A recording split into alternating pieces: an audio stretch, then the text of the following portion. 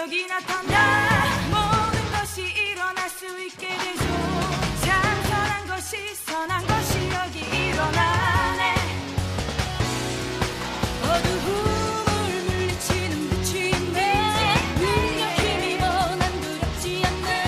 참 선한 것이 여기 일어나네. 성령의 불타는 교회, 성령의 불꽃을 안에 온 마음 다하여서 주 이름 높이세. 우리의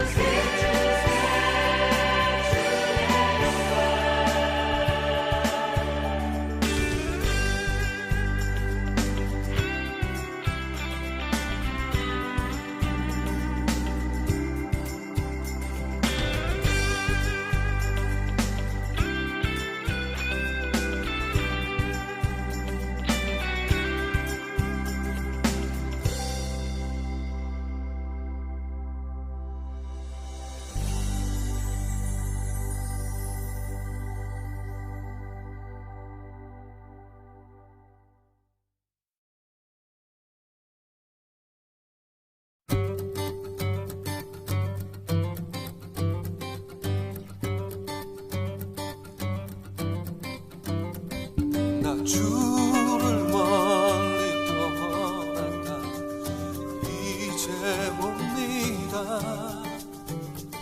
나 죄의 길에 시달려 주여 옵니다.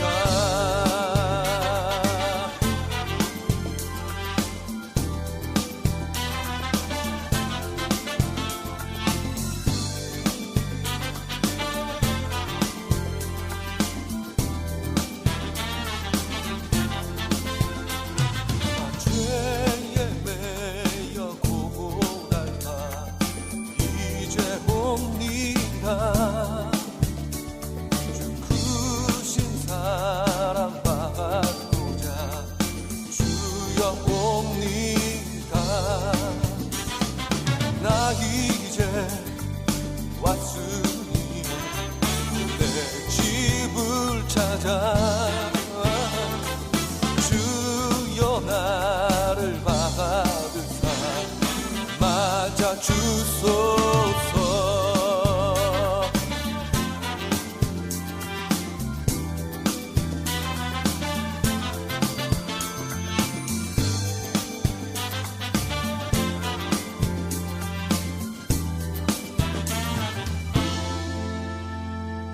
나 바랄 것이 무언가 우리 주 예수 날 위해 돌아가시만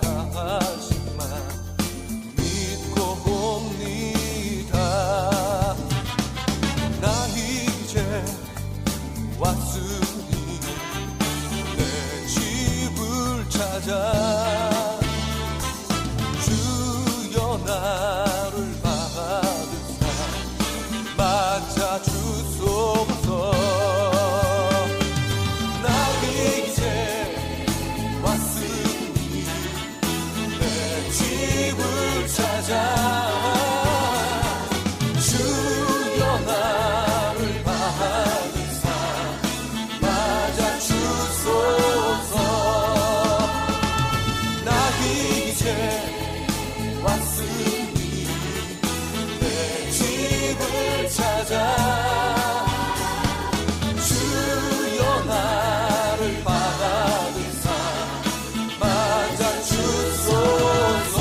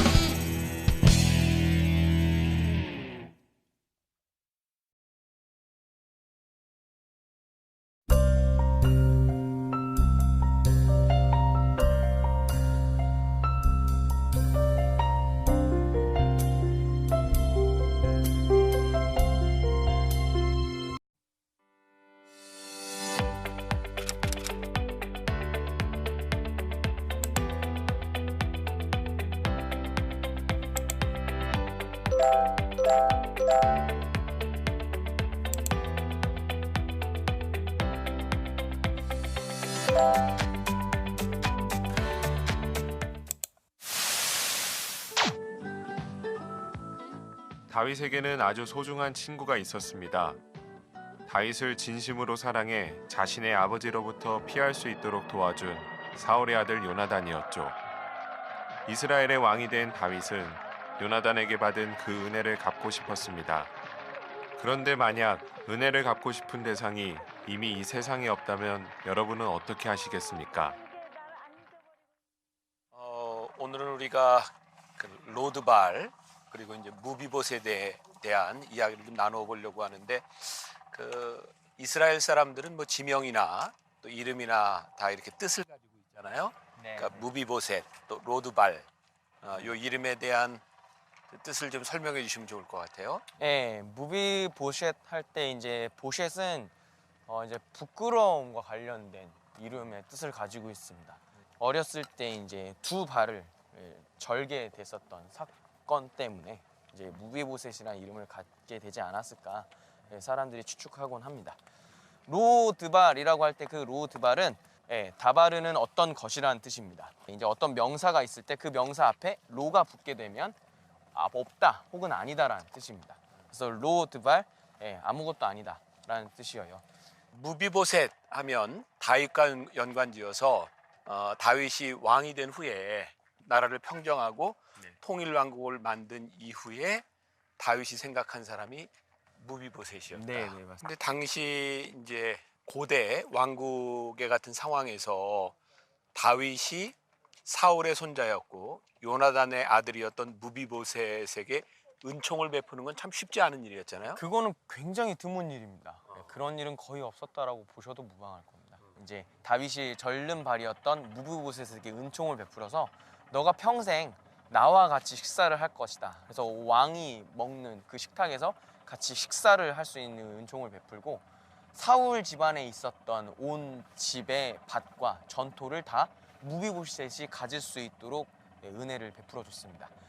내가 한 가지 궁금한 건 다윗이 사울 왕도 죽고 요나단도 죽고 난 후에 굳이 그의 아들 무비보셋까지 찾아가서 이렇게 은총을 베풀었어야 할 만한 그런 이유가 있을까요? 그 이유를 이제 생각해 본다면, 이제 요나단이 이제 자기에게 베풀어준 우정 이상의 사랑을 아마 상기하지 않았을까. 좀 독특한 차원의 우정이었었던 것 같습니다.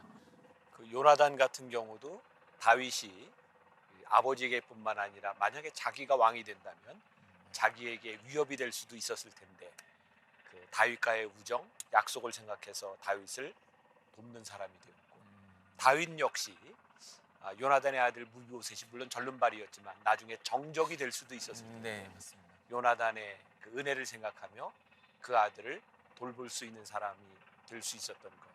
참 이제 그 우정이라고 하는 것도 참 중요하다는 생각도 들고, 요즘 같은 세상에 내가 약속한 것 쉽게 잊어버리는 세상인데 그 은총을, 은혜를 기억할 수 있었다고 하는 게 다윗의 위대함이 아닌가, 이런 생각도 들어요. 그래요. 오늘 여기가 이제 로드발은 아니지만 로드발을 생각나게 하는 이 황량한 이곳에서 다윗의 은총과 다윗의 따뜻한 이야기를 함께 나누어 보면 좋을 것 같습니다. 은혜의 역사는 순환됩니다.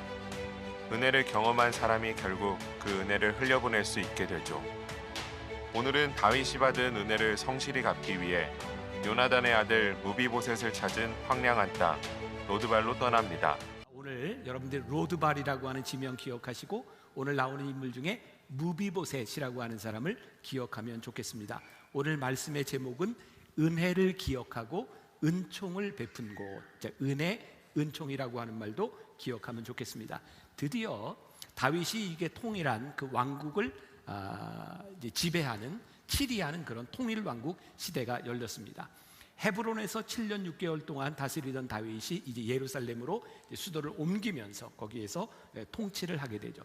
예루살렘은 이제 이스라엘의 종교, 문화, 정치의 중심지가 됩니다. 아마 이제 모든 것들이 잘 되었을 때, 이제 힘을 가졌을 때, 그때도 하나님의 은혜를 기억하는 것 쉽지 않은데, 다윗은 시종여일하게 하나님 앞에 은혜를 베푸는, 은혜를 생각하는 그런 사람이 되죠. 오늘 말씀의 이제 중요한 주제는 무비보셋에게 은총을 베풀었던 다윗을 우리들이 보게 될 텐데, 그 중간 과정에 은총으로 가는 길목에서 다윗은 어떤 사람이었는가를 먼저 보려고 합니다. 목동이었던 다윗이 기름 부음을 받고 이제 약 20년 넘는 세월이 흘렀어요. 다윗은 이제 37살이 되었고요. 이제 주변 나라에서 침략받는 그런 이스라엘에서 주변 나라를 다스리는 강대국이 됩니다. 사무엘하 5장 10장에서 이렇게 기록하고 있습니다. 만군의 하나님 여호와께서 함께 계시니 다윗이 점점 강성하여 지니라. 그런데 이 상황 가운데서 다윗은 이런 믿음의 고백을 하고 있어요. 저는 굉장히 중요한 부분이라고 생각하는데, 사무엘하 5장 12절, 다윗이 여호와께서 자기를 세우사 이스라엘 왕으로 삼으신 것과 그의 백성 이스라엘을 위하여 그 나라를 높이신 것을 알았더라. 저는 이게 굉장히 중요한 부분이라고 생각하는데, 다윗이 내가 잘나서 싸워서 이제 통일 왕국을 세운 것이 아니라 하나님이 나를 왕으로 삼으시고 이스라엘 나라를 세우신 것을 다윗이 알았다. 그러니까 다윗은 그의 인생의 전성기를 시작하면서 이것이 하나님의 은혜였다. 어쩌면 오늘 우리가 다루게 될 중요한 주제, 다윗이 은총을 베푸는 사람이 될 수 있었던 것은 그가 변함없이 하나님의 은혜를 기억하는 사람이었기 때문이죠. 그는 하나님의 은혜를 생각하기 때문에 그 은혜에 합당한 일을 합니다. 자, 이제 우리가 잘 아는 중요한 사건이 하나 나오게 됩니다. 하나님의 은혜를 아는 사람들이 하는 일은 어떤 일일까요? 조금 논리적인 비약이 있을지 모르지만 저는 이렇게 해석이 가능할 것 같아요. 다윗의 삶에서 회복된, 다윗의 삶에서 일어나는 예배에 대한 부분이었을 것이다 라는 생각을 합니다. 자, 지난주에 우리는 사무엘하 1장, 2장, 3장, 4장의 다윗의 인테그리티, 그의 모습을 우리들이 보았고, 이제 5장, 6장으로 넘어가면서 중요한 사건이 나오는데요. 사무엘하 6장에 다윗이 법궤를 예루살렘으로 가져오는 장면이 나옵니다. 그리고 우리가 잘 아는 사건, 다윗이 춤추었던, 아시는 거죠? 네, 이제 여러분들이 이 말씀을 듣고 성경을 보는 게 좋겠죠. 우리 아버님 살아계셨다면 이렇게 말씀하셨을 거예요. 좋은 말 할 때 들어, 이렇게. 좋은 말 할 때 보세요. 네, 제가 좀 힘드네요. 네, 자, 이제 법궤를 가져오는 장면이 나오는데, 제가 성경을 읽다 보니까 묘하게도 이 법궤를 옮기는 장면이 사무엘하 6장에 나와 있고 사무엘하 6장에 나와 있어요. 사무엘상 6장에는 어떤 장면이 나오냐면, 이스라엘 백성들이 블레셋에게 빼앗겼던 법궤를 찾아오는 장면이 나옵니다. 그런데 이렇게 법궤를 가지고 오다가 그 베세메스로 가져오는데, 거기에서 법궤를 들여다보았던 사람들이 죽죠. 무서웠습니다. 그래서 법궤를 못 가져와요. 그래서 어디에다 법궤를 놓냐면 기랏 여아림의 아비나답의 집에 법궤를 놓습니다. 그리고 오늘 다윗이 사무엘하 6장에서 법궤를 가져오는 것은 20년의 시간이 지나섭니다. 다윗이 통일 왕국을 세우고 난 이후에 그가 제일 먼저 생각했던 것이 뭐냐면 여호와의 법궤를 가져와야 되겠다는 거예요. 그래서 기랏 여아림에 있는 아비나답의 집에 가서 법궤를 가져오는데 동일한 사건이 일어납니다. 성경에 보면 나곤의 타작마당에 들어갔을 때 소가 뛰놀므로 인하여 법궤가 쓰러질라 그래요. 그래서 웃사라고 하는 사람이 손을 댔는데 거기서 죽습니다. 다윗은 선한 의도를 가지고 하나님을 예배하기 위해서 법궤를 가져오려고 했는데 그것이 두려움이 됩니다. 어떻게 이런 일이 일어났는지. 그래서 법궤를 가져오지 못하고 오벳 에돔의 집에 3개월 동안 법궤를 놔두게 됩니다. 사무엘하 6장과 7장에는 3개월 동안 무슨 일이 있었는지 나오지 않습니다. 오늘 여러분들은 오늘 설교를 들으면서 아주 중요한 걸 배우게 되는데, 성경에는 말이죠, 이렇게 평행 본문들이, 동일한 사건들이 다른 부분에 나와 있는데 사무엘 상하의 이야기들이 어디에 나오냐면 역대기에도 나옵니다. 그래서 다윗이 3개월 만에 법궤를 찾아가지고 오는데 그때 무슨 일이 일어났는지가 사무엘 하에는 나오지 않는데 역대기 15장에 나옵니다. 받아 적으셔야 가서 읽을 거 아닙니까? 그렇죠? 네, 역대기 15장을 읽어보시면 그 일이 무슨 일인지 제가 간단히 설명을 하면 법궤로 인하여 일어났던 무서운 일들을 바라보며 성경을 연구해요. 오늘날로 얘기하면 율법을 봅니다. 법궤를 어떻게 옮기는 것인가? 이거는 레위인들이 하는 일이구나. 소에다 이렇게 매서 오는 것이구나 라고 그것을 율법을 연구하고 하나님의 말씀을 안 이후에 이제 다시 법궤를 가지러 갑니다. 그리고 법궤를 가져오게 되죠. 저는 말씀을 묵상하다가 그런 생각을 하게 되었어요. 우리가 하나님에 대한 올바른 지식을 알지 못하면 우리는 하나님을 무섭게 생각할 수 있다. 하나님이 우리들에게 베푸시는 은혜를 우리들이 받아들일 수 없는 거예요. 왜? 하나님을 알지 못하니까.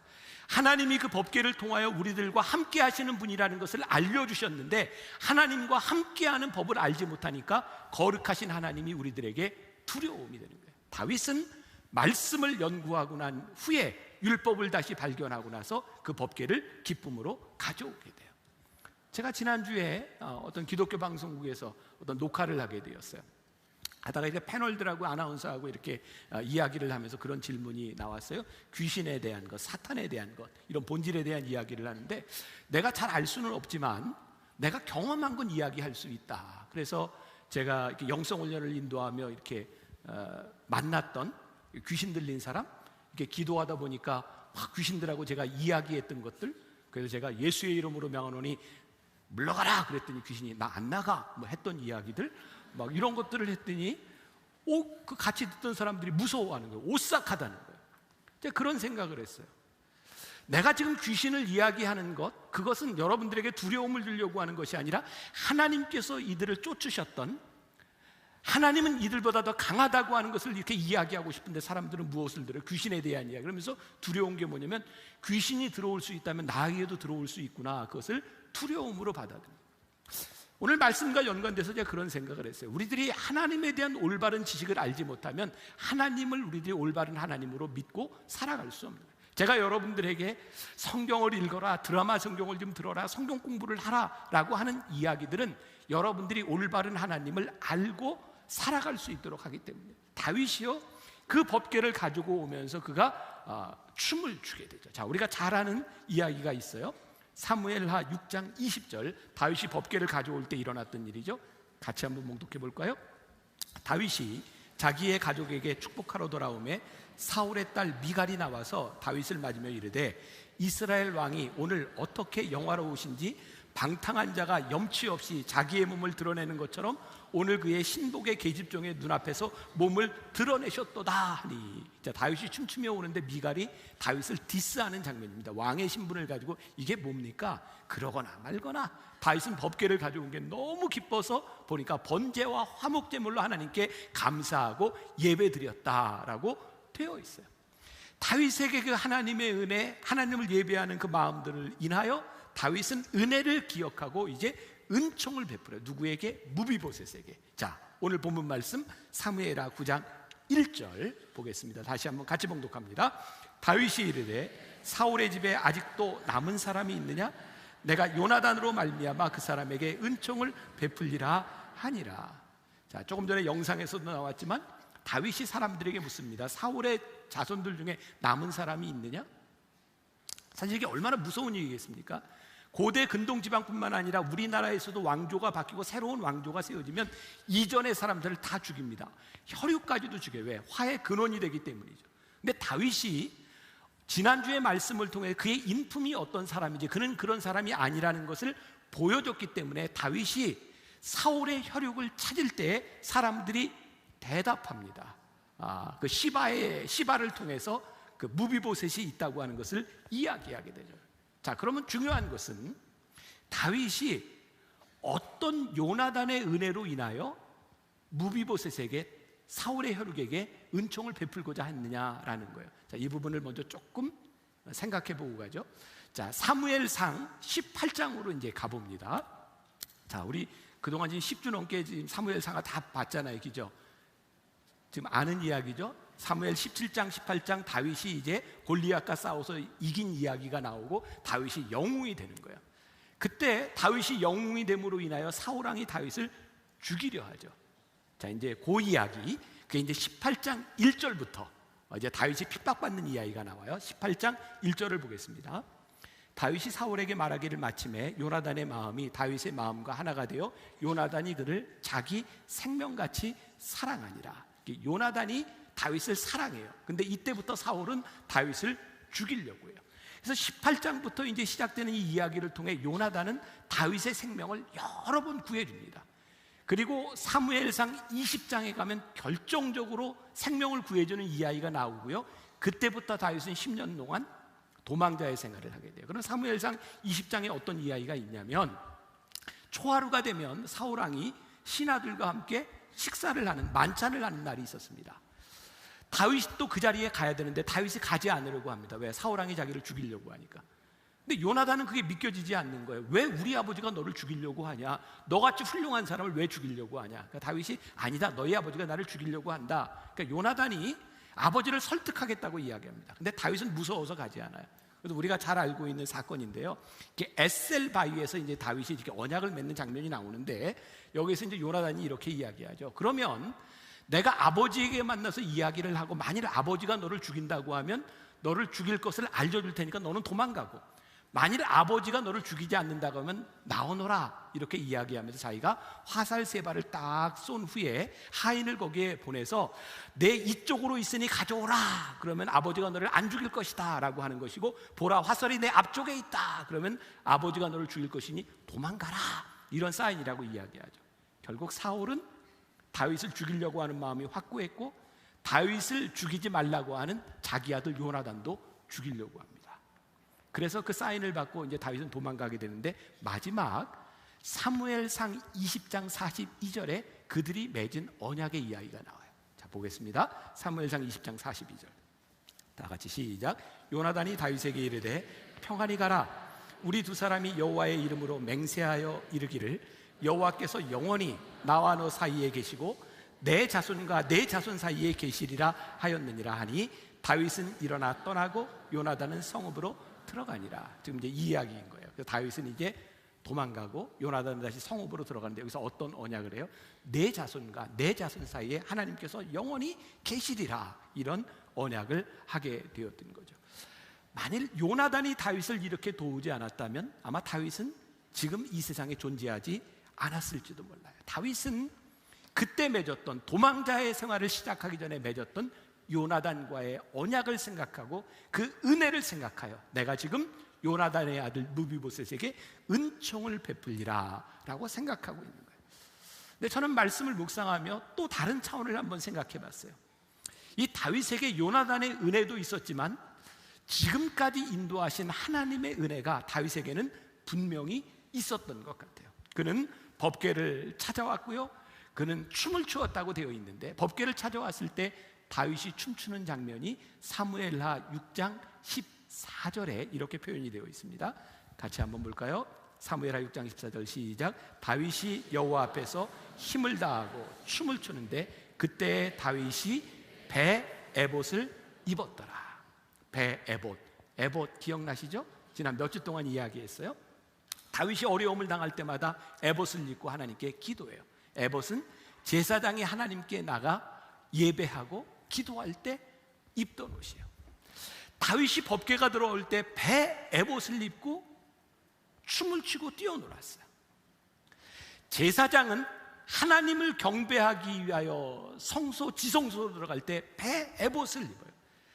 다윗이 배 에봇을 입었다고 하는 것은 무슨 의미를 가지고 있냐면, 다윗은 왕이었지만 내가 하나님의 신하가 되어서 하나님의 종이 되어 하나님을 예배합니다라고 하는 것을 분명히 보여주고 있어요. 그래서 이 법궤를 가져오고 그 가족을 하나님께 축복하는 이야기를 나단 선지자에게서 들어요. 이게 이야기가 굉장히 많아서 제가 막 가는데 성경을 여러분 읽으셔야 돼요. 나단이 축복했을 때 다윗이 사무엘하 7장 18절에서 이런 고백을 해요. 이건 여러분들이 한번 기억했으면 좋겠어요. 많은 시편들이 여기에 근거해서 불려지기도 하는데, 사무엘하 7장 18절 우리 같이 봅니다. 시작. 다윗 왕이 여호와 앞에 들어가 앉아서 이르되 주 여호와여, 나는 누구이오며 내 집은 무엇이기에 나를 여기까지 이르게 하셨나이까? 다윗이 어떻게 얘기해요? 주 여호와여, 나는 누구이며 내 집은 무엇이기에 나를 여기까지 이르게 하셨습니까? 그리고 하나님께 믿음의 고백을 하죠. 요나단으로 인하여 가지고 있었던 그 은혜와 하나님께로 받았던 그 은혜로 말미암아 다윗은 로드발에 있는 무비보셋에게 은총을 베풀겠다라고 하죠. 자, 또 생각해 보세요. 다윗은 지난주의 이야기를 통해서, 그는 사무엘하 1장, 2장, 3장, 4장, 5장의 스토리를 통해서 그가 어떤 사람이었는지를 잘 보여줬어요. 사울과 그의 아들들이 죽었을 때 그들을 장사 지냈던 길르앗 야베스의 사람들을 축복해 주었고, 또 아브넬 장군을 장사 지냈고, 또 이스보셋을 장사 지내는 걸 보면서 사람들이 다윗은 이런 사람이었구나. 그러니까 다윗은 그 정도 했으면 사람들에게 인정받을 만큼 다 했어요. 근데 다윗이 그때에 사울의 후손 중에 하나를 찾게 되죠. 자, 사무엘하 9장 3절, 그때 시바라고 하는 인물이 이제 등장하게 됩니다. 9장 3절 한번 보겠습니다. 왕이 이르되 사울의 집에 아직도 남은 사람이 없느냐? 내가 그 사람에게 하나님의 은총을 베풀고자 하노라 하니, 시바가 왕께 아뢰되 요나단의 아들 하나가 있었는데 다리 저는 자니이다 하니라.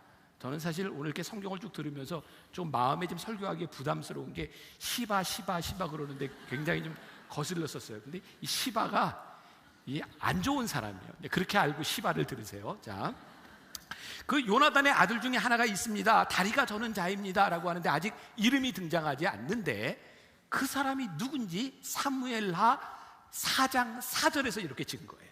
같이 봅니다. 시작. 사울의 아들 요나단에게 다리 저는 아들 하나가 있었으니 이름은 무비보셋이라. 전에 사울과 요나단이 죽은 소식이 이스라엘에서 올 때에 그의 나이가 5살이었는데 그 유모가 안고 도망할 때 급히 도망하다가 아이가 떨어져 절개되었더라. 자, 지금 무비보셋에 대해서 이야기하는 거예요. 사울왕이 죽었다는 이야기를 들었으니까 그 가문이 끝난 거잖아요. 그 아들을까지 죽은 거예요. 이제 다윗이 왕이 될지도 모르니까 사람들은 어떻게 생각했어요? 이제 정권이 바뀌는구나. 그래서 요나단의 아들을 데리고 급히 도망가는데 유모가 5살 난 아이를 떨어뜨려서 다리를 절게 된 이야기예요. 그리고 아무도 찾을 수 없는 것, 황량한 것, 로드발이라고 하는 것에 숨어 살고 있었어요. 아까 나왔죠. 로드발이라고 하는 뜻, 목장이 없다, 황량하다, 이런 뜻입니다. 자, 그런데 다윗이 그 이야기를 듣고 로드발에 가서 무비보셋을 데리고 오는 거죠. 자, 어떤 마음으로? 자, 5절부터 8절까지 우리 한 절씩 교독하겠습니다. 저부터 봅니다. 다윗 왕이 사람을 보내어 로드발 암미엘의 아들 마길의 집에서 그를 데려오니,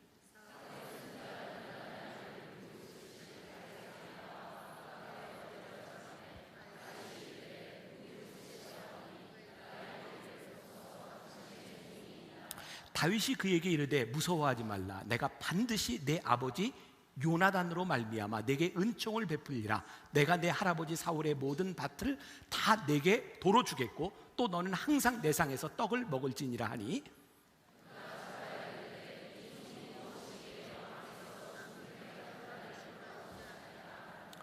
자, 요 말씀 중에 여러분들에게 어떤 부분이 제일 인상적이세요? 저는 죽은 개 같은 나를 돌보시나이까. 그러니까 다윗이 이 무비보셋을 돌보겠다고 이야기할 때 무비보셋의 마음이 어떤 마음이었는지 아세요? 그에게는 어떤 자존감도 없었어요. 할아버지, 아버지가 다 죽고 나는 황량한 땅 로드발에서 숨어 살고 있는 나, 죽은 개 같은 나를 돌보시나이까. 여러분, 개도 그렇게 정결한 동물이 아닌데 게다가 죽은 동물의 사체를 만지는 것도 불결하다고 이야기하는 이스라엘에서 죽은 개 같은 나, 만지지도 않고 피해가는 나를 당신이 돌아보시나이까. 지금 무비보셋이 다윗에게 이렇게 이야기하고 있는 거예요. 다윗이 무비보셋에게 은총을 베풀겠다고 하는 순간 죽은 개 같은 무비보셋의 신분이 바뀌어져요. 오늘 말씀의 핵심이에요. 제가 이렇게 말씀을 준비할 때 우리 교회 목사님 하나가 저에게 이야기를 들려줬어요. 우리 교회 목사님 중에 박상원 목사님이라고 있어요. 뭐 모르면 뭐 모르거나 말거나 있어요. 근데 그 박상원 목사님 가정이 아마 분당으로 우리 교회 왔을 때인 것 같아요. 그 장인 장모님이 저 모란시장에 가서 개를 한 마리 사요. 모란시장에서 개를 사는 걸 오해하지 마세요. 키우는 개입니다. 강아지를 하나 5만 원 주고 사줬대요. 근데 개를 키우려고 하는데 개 키우는 게 쉽지 않았던 것 같아요. 개 성질도 별로 안 좋고. 그래서 다시 가져가라고 이제 했는데 그 개가 홍역에 걸렸던, 난 개가 홍역 걸린 것도 처음 알았는데 개가 홍역에 걸리면 치사율이 80% 정도 됩니다. 근데 이 개를 치료를 할 거냐 말 거냐. 근데 불쌍해서 7일 동안 입원을 시켰대요. 근데 병원비가 102만 원이 나온 거예요. 그래서 5만 원 주고 산 개가 107만 원짜리가 된 거예요. 그래서 그 개를 너무나 귀하게 잘 키우고 있다. 어쩌면 오늘 설교와 너무 잘 맞잖아요. 죽은 개 같은 나를 돌보시나이까. 5만 원 주고 산 개를요 102만 원 주고 치료하니까 그 107만 원 되는 거예요. 전 그런 생각이 들거든요. 그 개의 가치가 아니라 그 개가 어떤 대우를 받는가. 죽은 개 같은 나를 돌보시나이까. 하나님께서 우리를 돌보실 때, 하나님이 우리를 핏값을 주시고 십자가에서 우리를 사실 때, 사실 우리는 자존감도 없는, 하나님 앞에 쓰임받을 수 없는 존재를 하나님께서 우리들에게 은혜를 베푸심으로 말미암아 은총을 입은 우리들이 신분이 바뀌어요. 다윗이요, 그가 받은 은혜로 인하여 죽은 개같이 여겨지는 무비보셋에게 은총을 베풀 때 그가 다윗의 식탁에서 다른 아들과 함께 밥을 먹는 다윗의 아들 같은 존재가 되어 버리는 거죠. 은총은 우리의 신분을 바꾸어 주는 거예요. 그래서 오늘 그 특송을 불렀던 고정곤 형제가 십자가에서라고 하는 찬양을 했었죠. 오늘 그래서 이 찬양을 골랐었어요. 오늘 말씀을 좀 마치기 전에 이 찬양을 한번 좀 같이 지금까지 이 은총이라는 걸 생각하면서 한번 불러보면 좋을 것 같은데, 십자가에서.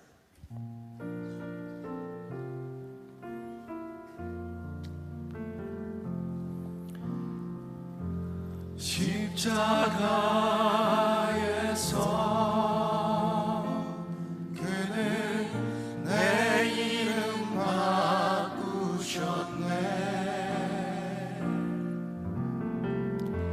십자가에서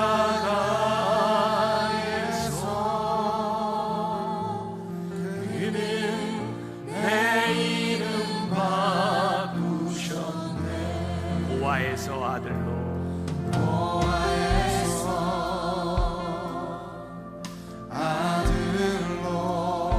거절해서 용남으로 죄인에서 의인으로 바꾸어 주셨네. 십자가에서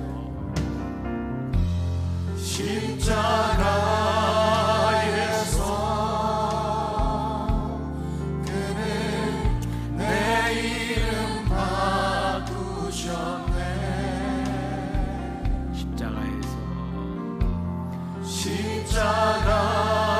십자가에서 그는 내 이름 바꾸셨네. 저주에서 축복으로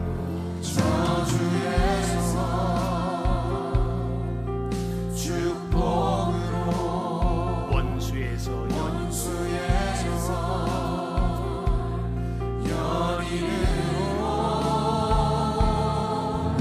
장기에서 신부로 바꾸어 주셨네.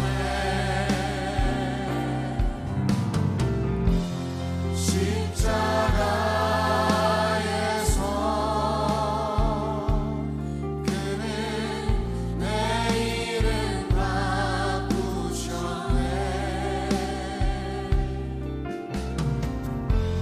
십자가에서 그는 내 이름 바꾸셨네. 잘 보세요. 다윗이 은총을 베풀므로 인하여 무비보셋에게 은총을 베풀므로 인하여 그의 신분이 바뀌었어요. 그래서 다윗이 시바에게 이렇게 하죠. 이렇게 문맥을 통해 보니까 사울왕이 죽고 난 후에 이렇게 요나단의 아들 무비보셋이 가지고 있었던 재산을 시바가 다 가로챘던 것 같아요. 그래서 다윗이 시바에게 이거 무비보셋에게 주라고 이야기하고 무비보셋은 나와 함께 밥을 먹겠다라고 이야기하죠. 사실 시바는 사울과 요나단을 인하여 은혜를 많이 받았던 사람입니다. 근데 그가 받았던 가로챘던 재산을 다시 뺏기게 되니까 시바가 나쁜 생각을 품었던 것 같아요. 여러분들 이제 나중에 계속되는 이제 사무엘라 말씀을 읽으면 16장, 17장, 18장, 19장에 이제 어떤 이야기가 나오냐면 다윗의 아들 압살롬이 반역을 해서 다윗이 쫓겨가는 장면이 나옵니다. 다윗이 막 쫓겨서 죽음의 위협에 있을 때 시바가 다윗에게 먹을 것을 가지고 나옵니다. 그리고 다윗에게 이야기합니다. 무비보셋은 아마도, 다윗이 물어봤어요. 무비보셋이 어떻게 됐느냐 그랬더니 아마도 자기가 왕이 될 줄로 알고 아마도 무비보셋이 그런 역적 모의에 가담한 것 같습니다. 이렇게 이야기를 합니다. 그래서 다윗이 거기에서 시바에게 무비보셋의 재산을 다시 그에게 다 준다고 이야기를 하죠. 그리고 다윗이 다시 이렇게 예루살렘 궁전으로 돌아갔을 때 거기에서 무비보셋에게 묻습니다. 이거 어떻게 된 일이냐 그랬더니 무비보셋이 이렇게 대답합니다. 아마도 시바가 거짓으로 나를 모함한 것 같습니다. 나는 왕을 기다리고 있었습니다. 이렇게 이야기합니다. 그때 다윗이 이렇게 판결을 내려요. 너희 재산의 반은 시바에게, 반은 너에게 준다라고 말을 합니다. 그리고 성경은 다른 어떤 이유 상황들을 이렇게 설명하지 않습니다. 제가 말씀을 묵상하다가 이런 생각을 했습니다. 다윗은 왜 그렇게 시바와 똑같이 재산을 나누라고 했을까? 전 두 가지 개연성을 생각합니다. 하나는 진짜 무비보셋이 다윗을 배신할 수도 있었겠다. 그런데 다윗이요, 요나단에게 받은 은혜를 생각하면서 끝까지 무비보셋에게 은총을 베풀었구나, 이런 생각을 할 수 있고요. 또 하나는 시바가 거짓말을 했을 개연성이 있습니다. 그런데 다윗이 목숨에 위태로울 때 시바가 그를 도와줬던 그때를 생각하며 그때 했던 약속을 생각하며 시바의 거짓말을 알고도 그에게 은총을 베풀었을 가능성이 있겠구나. 뭔지 모르겠어요. 그런데 한 가지 분명한 것이 있습니다. 오늘 말씀의 주제가 될 텐데요, 다윗에게 있어서 정말 중요한 것은 무비보셋이든 시바든 그들이 어떤 일을 행했을지 모르지만 다윗에게 행한 원수 같은 일, 그것을 다윗은 기억한 것이 아니라 그들로 인하여 자기가 받았던 은혜를 생각하며 다윗은 은총을 베풉니다. 오늘 제가 여러분들에게 하고 싶은 이야기입니다. 누군가의 신분을 바뀌어주고 우리의 신분을 바꾼 것은 원수 같은 나를 하나님께서 그대로 여기신 것이 아니라 하나님께서 우리들에게 은혜를 베푸심으로 인하여 우리의 신분을 바꾸어 주셨듯이 오늘 우리들이 누군가에게 은총을 베푼다는 것이 결코 쉽지 않습니다. 그들이 우리들에게 잘못한 일, 그들이 우리에게 원수된 일을 생각한다면 우리는 절대로 은총을 베풀지 못합니다. 근데 다윗은 은혜를 생각하며 끝까지 은총을 베푸는 사람이었다는 거예요. 다윗이 정말 귀중한 믿음의 고백, 시편 가운데서 많이 나오는 사무엘하 7장 18절, 다윗 왕이 여호와 앞에 들어가 앉아서 이르되 주 여호와여, 나는 누구이오며 내 집은 무엇이기에 나를 여기까지 이르게 하셨나이까. 그 은혜가 다윗으로 하여금 은총을 베푸는 사람이 되게 해요. 지난주 금요일에 제가 우리 교인 중에 한 분이 지금 이렇게 구치소에 가 계신 분이 있어요. 지금 여러 가지 일들로 인하여 잘잘못에 대한 문제가 아니라 구치소에서 어려운 시간을 보내고 있어요. 제가 지난 몇 주 동안 아둘람굴, 다윗의 도망자 이 시간들을 이렇게 설교하면서 그 권사님의 부인이, 가족이 저렇게 앉아 있는데 설교하다 얼굴을 보니까 그분 생각이 나는 거예요. 그래서 이 아둘람굴에서 억울하게 도망치는 생활을 하고 있던 그 이야기가 그분에게 전해지는 이야기가 되었으면 좋겠다. 제가 설교할 때 그분을 보면서 설교를 했거든요. 근데 지난 금요일에 제가 구치소에 갔을 때 10분간 짧은 면회를 하는데 나오면서 그 권사님이 저에게 이야기하는 거예요. 목사님, 제가 나오기 전에 이렇게 방송으로, 아마 구치소에서도 이렇게 방송을 볼 수 있는 것 같아요. 목사님 설교를 보고 나오는데 어쩌면 그 말씀이 나한테 하는 얘기 같아요. 제가 그랬어요. 권사님, 제가 그 설교할 때 권사님 생각내서 한 이야기라고. 그렇죠 목사님, 그렇군요. 그리고 제가 그 구치소에서 그 권사님에게 이 말씀을 읽어드렸어요. 다윗 왕이 여호와 앞에 들어가 앉아서 이르되 주 여호와여, 나는 누구이오며 내 집이 무엇이기에 나를 여기까지 이르게 하셨나이까. 권사님, 이 구치소 안에서 여기까지 인도하신 하나님의 은혜를 고백할 수 있으면 좋겠어요. 그리고 하나님의 은혜로 말미암아 하나님의 은혜를 기억하며 은총을 베풀 수 있는 사람이 되었으면 좋겠어요. 저는 분명히 그런 믿음, 그런 확신을 가지고 있어요. 아마 이 설교도 구치소 안에서 들을 거예요. 하나님께서 당신을 기억하셔서 하나님에게 은혜를 베푸셨어요. 여러분들은 지금 그런 상황은 아니잖아요. 근데 오늘 여러분들에게 드리고 싶은 말씀은 하나님께서 여러분들을 기억하셔서 여기까지 인도하신 하나님의 은혜가 우리들에게 사무칠 때 우리가 은총을 베푸는 자들이 될 수 있어요. 하나님이 우리의 신분을 바꾸어 주시지 내가 누군가에게 은총을 베풀므로 인하여 그들의 신분을 바꾸어 주는 일들이 무비보셋이 다윗의 상에서 함께 밥을 먹는 죽은 개 같은 나를 돌보셨나이까 말했던 그 일들이 우리들의 삶에서도 동일하게 일어날 수 있는 일들이에요. 오늘 다윗 은혜를 기억하며 은총을 베풀었던 다윗의 인생이 여러분들의 삶에서도 동일하게 고백될 수 있기를 주님의 이름으로 간절히 축원합니다. 우리 십자가에서 그는 내 이름 바꾸셨네, 다윗을 생각하고 우리를 생각하면서 함께 찬양하겠습니다.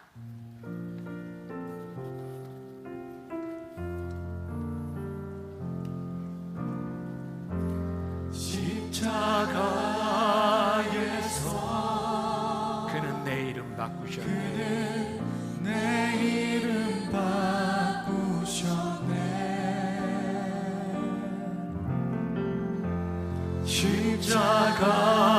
십자가에서 그는 내 이름 바꾸셨네. 고아에서 아들로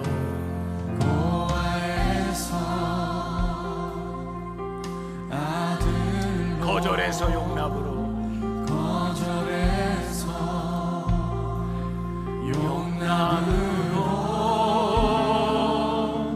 죄인에서 의인으로 바꾸어 주셨네.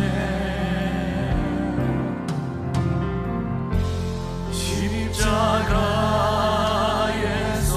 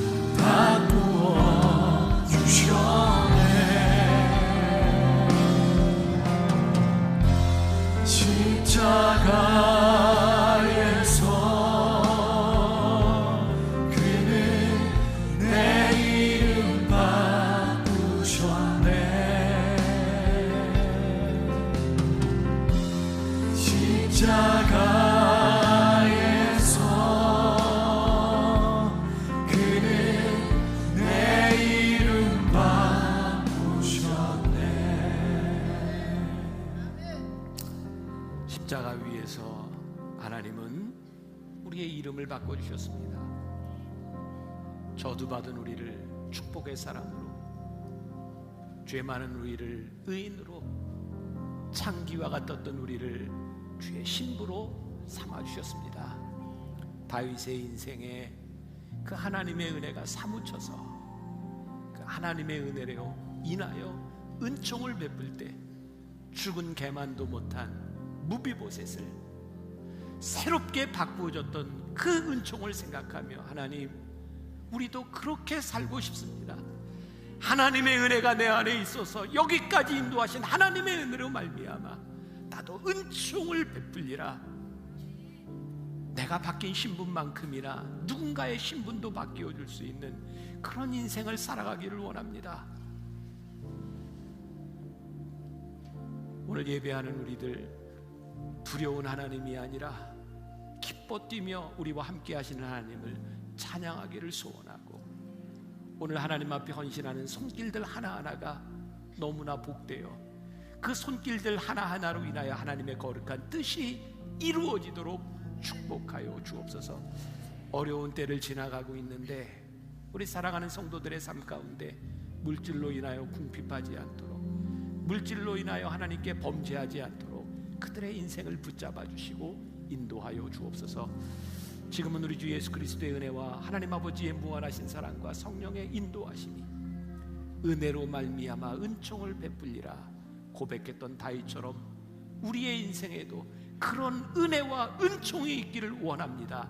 담대하게 세상으로 나가는 당신의 사랑하는 모든 백성들 위해 지금부터 영원까지 함께 하시기를 간절히 축원하옵나이다. 아멘. 주님께 영광 존귀 찬양 드려 우리 모두 전하리 그 위대하신 분.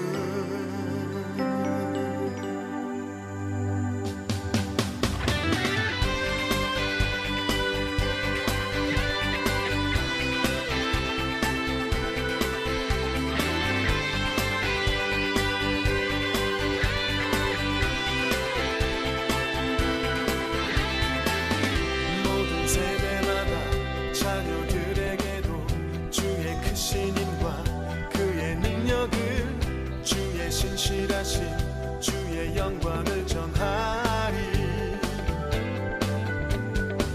또 우리 전하리 오는 세대에게 주의 자비하심과 풍성한 그 사랑, 그때 모두 주의 행하심 소